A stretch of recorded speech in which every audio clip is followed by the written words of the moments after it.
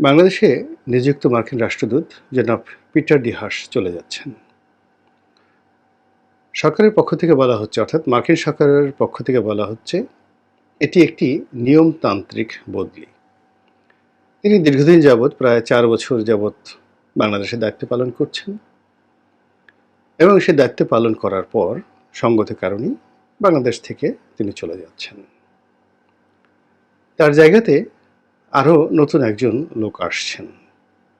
এই ভদ্রলোকের যে বায়োডাটা এবং তার যে চেহারা, সেটি জাস্ট একটু দেখে নেই।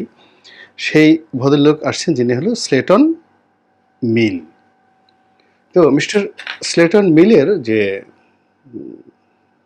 জীবন বৃত্তান্ত, তাতে মনে হলো যে তিনি জনাব পিটার ডি হাসের চেয়ে মার্কিন কূটনীতিতে আরও অভিজ্ঞতা সম্পন্ন এবং আরও অতি গুরুত্বপূর্ণ দায়িত্ব পালন করে সফল হয়ে তারপর তিনি বাংলাদেশে আসছেন।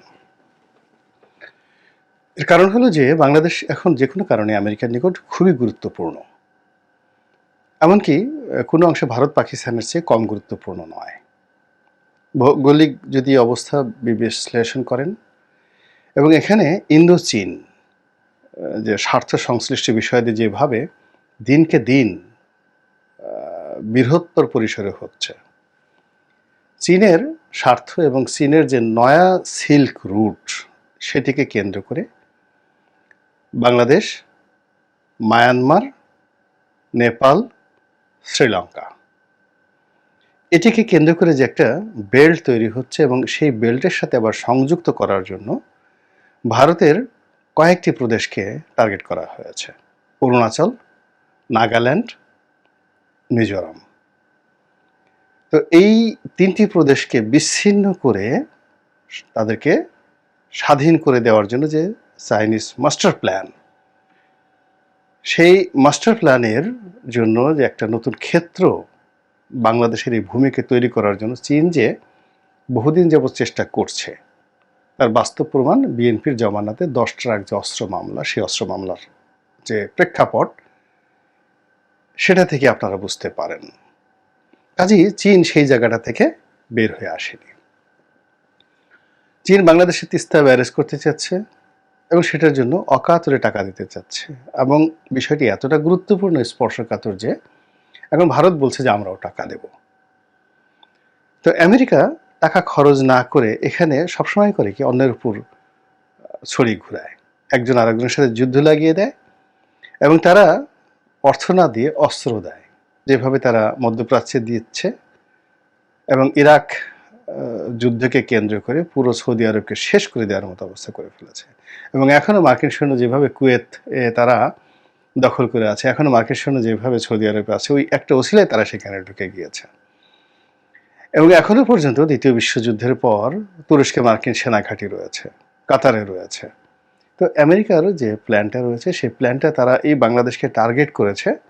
কাজে এই টার্গেটটা তারা ছলে বলে কৌশলে তাদের প্রভুত্ব বজায় রাখার জন্য তারা রাখবে, এবং এই কাজ করার জন্য তাদেরকে আরও অভিজ্ঞতা সম্পন্ন রাষ্ট্রদূত লাগবে। পিটার ডি হাস চলে যাচ্ছেন। পিটার ডি হাস যখন বাংলাদেশে ছিলেন, এই সময়টিতে তাকে কেন্দ্র করে একটা মিথ অ্যান্ড ম্যাথোলজি তৈরি হয়েছিল। তিনি সাহসী, তিনি সুপুরুষ, তিনি রাজনীতি বোঝেন এবং তিনি বাংলাদেশের সব কিছু নিয়ন্ত্রণের মধ্যে নিয়ে এসেছেন, এবং মার্কিন যুক্তরাষ্ট্রের যে স্বার্থ, এই স্বার্থ পরিপূর্ণভাবে হাসিল করার জন্য পিটার ডি হাসের কোনো বিকল্প নেই, এমন কথা যেভাবে মার্কিন পররাষ্ট্র দপ্তর বিশ্বাস করত, এবং তারা পিটার ডি হাসের পক্ষে এমন শক্ত অবস্থান নিয়েছিল যেটা ইতিপূর্বে কখনো নেওয়া হয়নি। তারা পিটার ডি হাসের সকল কর্মকাণ্ডকে রীতিমতো ব্ল্যাঙ্ক চেক দিয়ে বলেছিল যে তার কর্মকাণ্ড সম্পর্কে আমরা ওয়াকিফাল, এবং তিনি যা কিছু করছেন আমাদেরকে জানিয়ে করছেন, আমাদের অনুমতি নিয়ে করছেন, এবং আমরা তার সমস্ত কর্মকাণ্ড ওন করি। এত বড় কথা মার্কিন পররাষ্ট্র দপ্তর কখনোই কোনো রাষ্ট্রদূতের পক্ষে বলেনি। বিশ্বাস করুন বা বোঝার চেষ্টা করুন যে সারা দুনিয়াতে যদি আপনি গুরুত্ব চিন্তা করেন, ঢাকার গুরুত্ব আমেরিকার রাজনীতিতে খুবই অল্প। তো সেখানে মিস্টার পিটার ডি হাস, যেমন বাংলাদেশ যদি উগান্ডাতে একজন রাষ্ট্রদূত পাঠায়, ভুটানে একজন রাষ্ট্রদূত পাঠায়, তো সেই ক্ষেত্রে সেই রাষ্ট্রদূতের পক্ষে যদি আমাদের পুরো মন্ত্রণালয় দাঁড়িয়ে যান, সেটা কতটা গুরুত্বপূর্ণ। তো তদ্রূপ বাংলাদেশের যে গুরুত্ব এখনো পর্যন্ত সেটি আফ্রিকার রুয়ান্ডার মতো এখনো হয়নি। গ্রেডে গিয়ে দেখবেন সেখানে। কিংবা উগান্ডার পর্যায়ে তারা এখন নেয়নি। তারা মনে করে যে উগান্ডা, রুয়ান্ডা, তানজানিয়া এই দেশগুলো, দক্ষিণ আফ্রিকা তো বাদই দিলাম, এই দেশগুলোর সাথে আমেরিকার যে সম্পর্ক, এমনকি সুদানের সাথে যে সম্পর্ক, এমনকি ইথিওপিয়ার সাথে সম্পর্ক, এমনকি ইয়ামেনের সাথে যে সম্পর্ক, সেই সম্পর্কের ক্ষেত্রে সেখানে যে সকল রাষ্ট্রদূতদেরকে নিয়োগ দেওয়া হয় তাদের পদ মর্যাদা এবং গুরুত্ব বাংলাদেশের রাষ্ট্রদূতের চেয়ে বেশি। কিন্তু তার সত্ত্বেও এই যে মিস্টার পিটার ডি হাসকে অল অন এ সাডেন এদের সবার উপরে স্থান দিয়ে, এমনকি ভারতের রাষ্ট্রদূত, অর্থাৎ পৃথিবীর যদি 5-6টা দেশের রাষ্ট্রদূতকে আমেরিকা খুব গুরুত্ব দেয়, তার মধ্যে ভারতে নিযুক্ত মার্কিন রাষ্ট্রদূত, সেই মার্কিন রাষ্ট্রদূতের সেও পিটার ডি হাসের গুরুত্ব 2023 সনে আমেরিকার পররাষ্ট্র দপ্তরে ওই পর্যায়ে ছিল। আর বাংলাদেশে তো অনেকেই আমি একদিন ঠাট্টা করে বলেছিলাম যে আমরা বিএনপির যারা লোকজন তাকে পিটার ডি হাসকে আব্বা ডাকিনি, এটি তো বিরাট ভাগ্যের ব্যাপার। সে যেভাবে কাজকর্ম করতেছে তাকে তো আব্বা ডাকা উচিত। শাহজাহান ওমর সাহেব তো বলেই ফেললেন যে পিটার ডি হাস ভগবান, এইরকম একটি অবস্থা সৃষ্টি হয়েছিল। কিন্তু এই পুরো জিনিসটাকে নষ্ট করে দিয়েছে ভারত। পিটার ডি হাস এখানে ডুয়েল খেলেছেন আমেরিকান নির্দেশে, বিএনপিকে ডুবানোর জন্য এবং আওয়ামী লীগকে জেতানোর জন্য। তিনি তলে তলে যে কাজটি করেছেন, জনাব ওবায়দুল কাদের মুখ ফসকে একদিন বলে ফেলেছিলেন যে তলে তলে সমঝোতা হয়ে গেছে, পিটার ডি হাসের বসদের সাথে কথাবার্তা হয়ে গেছে, ও কিছুই করতে পারবে না। নেতাকর্মীরা যখন, আওয়ামী লীগের নেতাকর্মীরা একেবারে মাটির সঙ্গে মিশে যাচ্ছিল ভয়ে আতঙ্কে, তখন জনাব ওবায়দুল কাদেরের এই সত্য বলা ছাড়া কোনো উপায় ছিল না। কিন্তু তিনি সত্য বলেছেন। আমরা মনে করেছি এটা রাজনীতির বাতচিত, তিনি কৌশল করেছেন।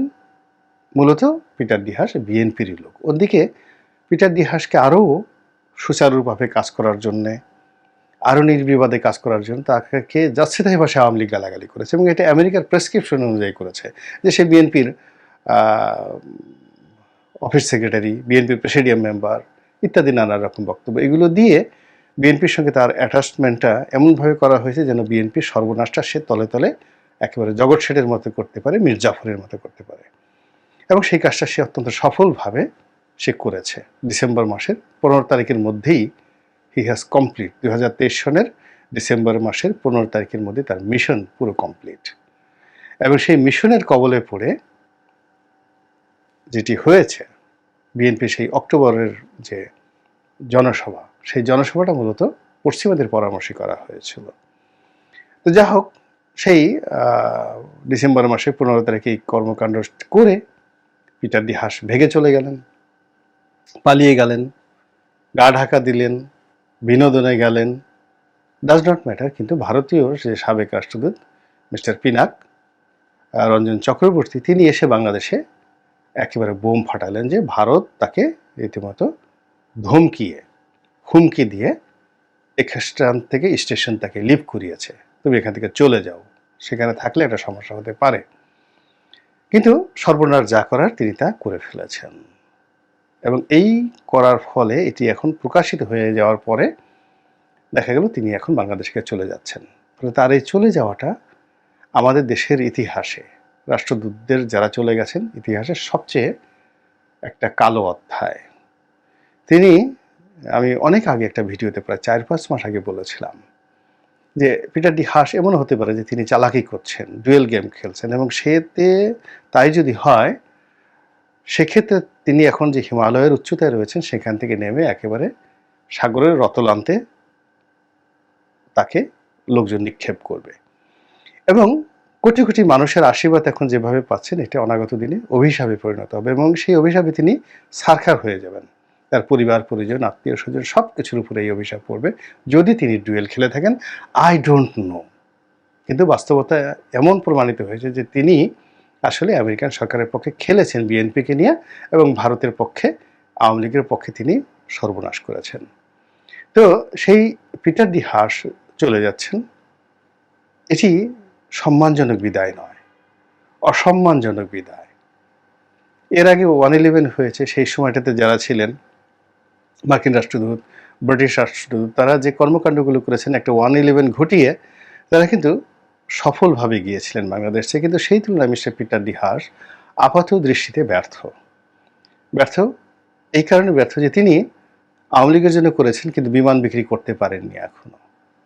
মার্কিন সরকারের যে স্বার্থগুলো রয়েছে যেগুলো নিয়ে তারা আওয়ামী লীগকে প্যাট্রোনাইজ করেছে, সেটা ইন্দো প্যাসিফিক চুক্তি হোক, সেটা চীন বিরোধী একটি অবস্থান হোক, সেটি নতুন বাণিজ্যিক চুক্তি হোক, যা কিছু হোক না কেন, প্রায় সব ক্ষেত্রে মিস্টার পিটার ডি হাস ব্যর্থ হয়েছেন আমেরিকান সরকারের স্বার্থ বাস্তবায়ন করার ক্ষেত্রে।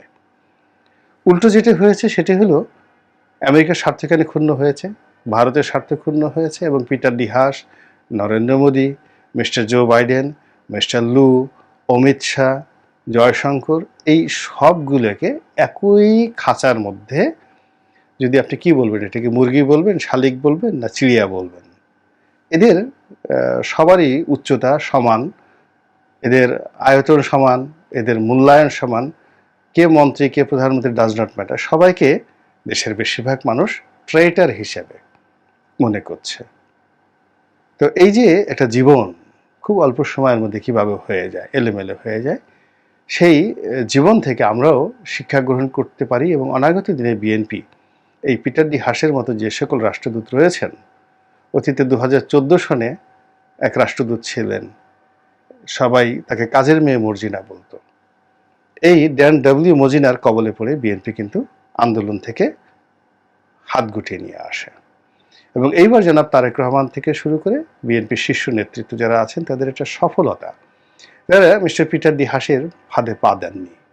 মিস্টার পিটার ডি হাস এবং ভারতীয় যারা গোয়েন্দা তাদের সর্বোচ্চ চেষ্টা ছিল ছলে বলে কৌশলে বিএনপিকে নির্বাচনে নেওয়া এবং এর জন্য 28 অক্টোবর একটা দুর্ঘটনা ঘটিয়ে তারপর নেতাদেরকে গ্রেপ্তার করে জেলখানার মধ্যে ঢুকিয়ে তাদেরকে তাপ দিয়ে চাপ দিয়ে এই নির্বাচনের পক্ষে নিয়ে যাওয়া, যে কাজটি সর্বোচ্চভাবে চেষ্টা করা হয়েছে একমাত্র শাহজাহান ওমর সাহেব ছাড়া আর কারোর সাথে mister Peter D Haas and গং তারা পারেননি। বিএনপি বিজয়ী হয়েছে আর পিটার ডি হাসরা পরাজিত হয়েছেন এবং পরাজিত পক্ষ তাদেরকে চলে যেতে হয় এবং তিনি সেইভাবেই চলে যাচ্ছেন।